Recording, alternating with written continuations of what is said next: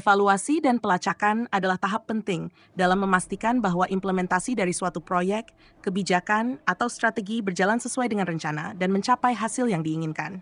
Melalui evaluasi dan pelacakan, organisasi dapat mengukur keberhasilan, mengidentifikasi area perbaikan, dan membuat keputusan yang lebih baik di masa depan. Langkah-langkah dalam evaluasi dan pelacakan. 1. Penetapan kriteria keberhasilan. Tujuan yang jelas. Tentukan tujuan yang ingin dicapai dari implementasi atau proyek. Pastikan tujuan tersebut terukur, realistis, dan waktu pencapaiannya jelas.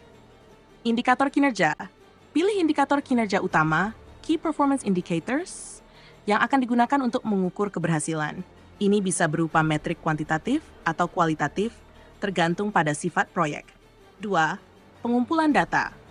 Metode pengumpulan data, pilih metode yang tepat untuk mengumpulkan data, seperti survei, wawancara, observasi, atau analisis data yang ada.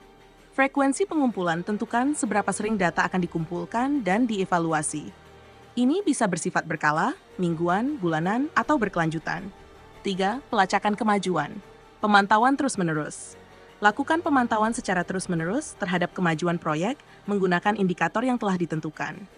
Pelaporan berkala. Buat laporan berkala untuk mencatat kemajuan yang telah dicapai dan masalah yang muncul selama pelaksanaan. 4. Analisis data. Perbandingan dengan target. Bandingkan hasil yang dicapai dengan target yang telah ditetapkan sebelumnya. Identifikasi apakah proyek berada di jalur yang benar atau mengalami penyimpangan. Identifikasi tren.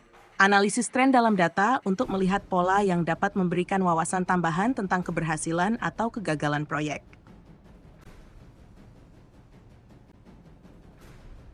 Evaluasi hasil. Penilaian kinerja. Lakukan evaluasi kinerja berdasarkan data yang dikumpulkan dan dianalisis. Tentukan apakah tujuan telah tercapai atau apakah ada kebutuhan untuk penyesuaian. Feedback dari pemangku kepentingan. Kumpulkan umpan balik dari pemangku kepentingan, tim, pelanggan, klien, untuk mendapatkan perspektif tambahan tentang efektivitas implementasi. 6. Identifikasi masalah dan area perbaikan. Analisis kesenjangan. Identifikasi kesenjangan antara hasil yang diharapkan dan hasil yang dicapai. Tentukan penyebab dari kesenjangan ini dan area mana yang memerlukan perbaikan. Tindakan korektif. Rekomendasikan dan terapkan tindakan korektif untuk mengatasi masalah yang ditemukan selama evaluasi. Penyesuaian strategi, pengambilan keputusan berdasarkan data. Gunakan hasil evaluasi untuk membuat keputusan tentang langkah-langkah selanjutnya. Ini bisa melibatkan penyesuaian strategi, alokasi ulang sumber daya, atau perubahan dalam pendekatan. Iterasi proyek. Jika dilakukan iterasi pada proyek atau implementasi dengan melakukan perbaikan dan pelacakan ulang, setindakan korektif diterapkan. LEPA, dokumentasi dan pembelajaran dan proses.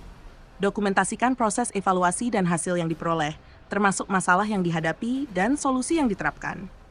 Pembelajaran untuk masa depan. Gunakan temuan dari evaluasi untuk pembelajaran di masa depan, baik untuk proyek serupa atau untuk meningkatkan proses evaluasi dan pelacakan itu sendiri.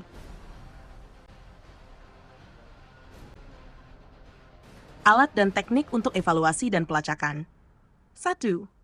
Balance Scorecard. Alat ini membantu organisasi melacak kinerja di berbagai bidang, seperti keuangan, pelanggan, proses internal, dan pembelajaran serta pertumbuhan. 2. Dashboard kinerja. Menggunakan dashboard kinerja untuk memantau metrik utama secara real-time dan memberikan visualisasi yang mudah dipahami tentang kemajuan proyek. 3. Analisis SWOT.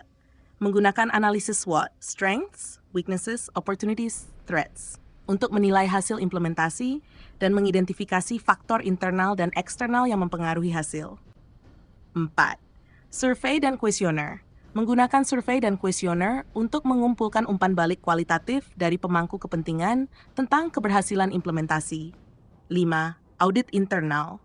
Melakukan audit internal untuk menilai kepatuhan terhadap prosedur dan standar yang telah ditetapkan selama implementasi.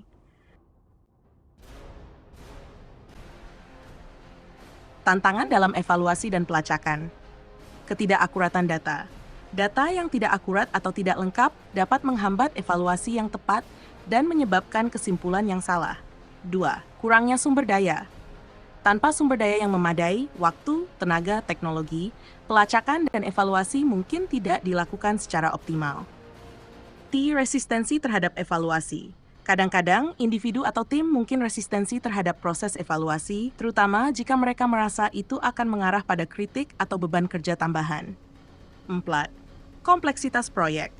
Proyek yang sangat kompleks atau melibatkan banyak variabel dapat membuat pelacakan dan evaluasi menjadi lebih sulit dan membutuhkan metode yang lebih canggih. 5. Kurangnya tindak lanjut. Evaluasi yang dilakukan tanpa tindak lanjut atau tindakan korektif yang memadai akan sia-sia karena masalah yang teridentifikasi tidak ditangani dengan efektif. Contoh evaluasi dan pelacakan. Evaluasi program pelatihan. Setelah program pelatihan diimplementasikan, organisasi dapat melacak peningkatan keterampilan karyawan melalui penilaian sebelum dan sesudah pelatihan, serta umpan balik dari peserta pelatihan dan manajer mereka. 2. Pelacakan kampanye pemasaran. Sebuah perusahaan dapat menggunakan metrik seperti konversi, lalu lintas web, dan ROI untuk mengevaluasi efektivitas kampanye pemasaran digitalnya. Berdasarkan hasil ini, mereka dapat memutuskan untuk menyesuaikan strategi pemasaran mereka. 3. Evaluasi proyek konstruksi. Dalam proyek konstruksi, pelacakan bisa mencakup pemantauan jadwal proyek, biaya, dan kualitas pekerjaan yang dilakukan. Evaluasi dilakukan untuk memastikan proyek selesai tepat waktu, sesuai anggaran, dan dengan kualitas yang diinginkan. Evaluasi dan pelacakan adalah elemen kunci dalam memastikan bahwa implementasi dari suatu rencana atau proyek berjalan sesuai dengan tujuan yang telah ditetapkan. Melalui proses ini, organisasi dapat memastikan bahwa mereka berada di jalur yang benar, mengidentifikasi masalah lebih awal, dan melakukan perbaikan yang diperlukan untuk mencapai hasil yang optimal. Evaluasi yang baik membutuhkan perencanaan yang matang, alat yang tepat, dan komitmen untuk menggunakan hasil evaluasi untuk pembelajaran dan perbaikan berkelanjutan. Demikian, semoga bermanfaat.